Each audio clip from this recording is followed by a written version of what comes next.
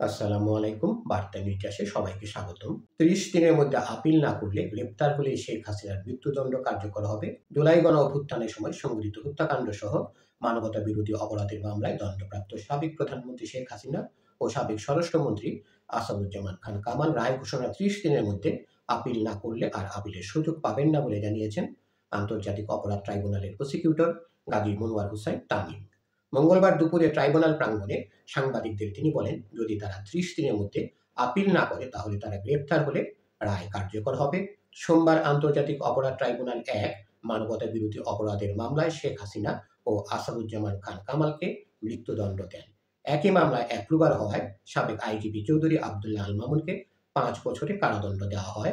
Tribunal আইনের ২১ ধারায় দণ্ডপ্রাপ্ত আসামিদের আপিলের অধিকার নির্ধারণ করা হয়েছে। ধারা ২১-৩ অনুযায়ী রায় ঘোষণার তারিখ থেকে ৩০ দিনের মধ্যে আপিল করতে হবে।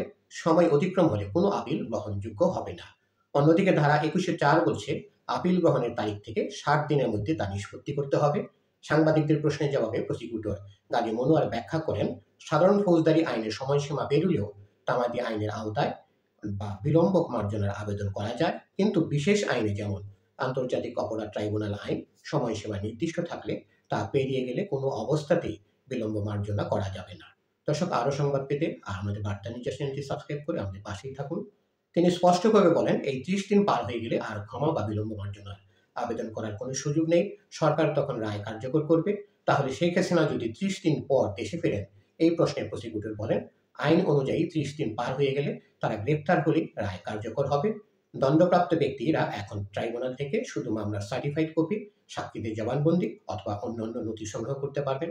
এরপর তারা ৩০ দিনের মধ্যে আপিল বিভাগে আপিল করতে পারবেন এবং আপিল দাখিলের পর জামিন আবেদনও করতে পারেন। সাবেক আইজিপি চৌধুরী আবদুল্লাহ আল মামুনের ৫ বছরের দণ্ডকে জুলাই যোদ্ধাদের অনেকে অসন্তোষ প্রকাশ করেছেন এবং বলেছেন তারা আপিল করতে চান। এতে প্রসিকিউটর গাজী মনোয়ার বলেন, আইন অনুযায়ী তারাও ৩০ দিনের মধ্যে আপিল বিভাগে যেতে পারবেন। ধন্যবাদ সবাইকে এতক্ষণ ধরে আমাদের পাশে থাকার জন্য।